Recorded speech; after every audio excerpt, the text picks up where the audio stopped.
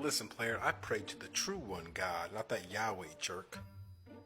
Dang, dude, save some of that coolness for the rest of us. Look, if you want to know who Yahweh actually is, please, please, please read the book Krivda. So this book was not written by a biblical scholar or an Assyriologist. So right off the bat, we should be skeptical of it. But let's see what he has to say about the book. Yahweh was an alien as a member of what we call the Anunnaki or Elohim. Ah, for crying out loud. Aliens. Why is it always aliens? And just so we're clear, Elohim does not refer to aliens. It's a very general term in the Hebrew Bible that really just refers to anything of the spiritual realm. You'll find evidence of this when Moses asked God, "Hey, can I watch you leave when you go back to heaven?" Moses never asked that.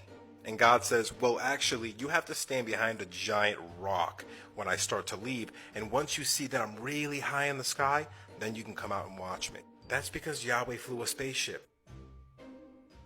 Moses did not ask that. He asked to see God's glory, and God granted it to him by passing by a rock he was behind. He didn't shoot up into outer space in a rocket ship. There's like 100 examples just in the Bible that explains that they were flying spaceships. It's really easy, actually, once you understand the original words and what they were explaining.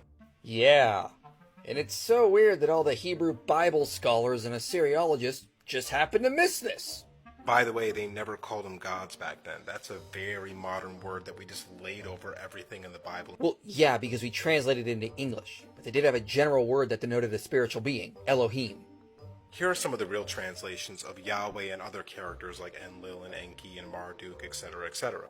Beings of light and power who were shiny, that you did not look directly in their eyes out of fear and respect because they might eat you. There is nothing in the Bible about the Israelites being worried that God might eat them. In fact, the Bible tells us that God doesn't even need food. That's a literal translation of the actual characters. Actually, none of the names of the deities of the ancient Near East translate to that. If you don't believe anything I'm saying, Oh, trust me, I do not. there's tons of resources, right? You have Zechariah Sitchin. Sorry. A lot of people make fun of him, but he was actually speaking the truth. Zechariah Sitchin's work is a joke, and it's not taken seriously by anyone with a degree in Assyriology. He's been debunked time and time again by people who actually understand these ancient languages. Check out this website by Michael Heiser called Sitchin is Wrong, or this video by Digital Hammurabi. I can't believe I have to say this out loud, but there is no reason to think the God of the Bible is an alien who came down in a spaceship and was considering eating people.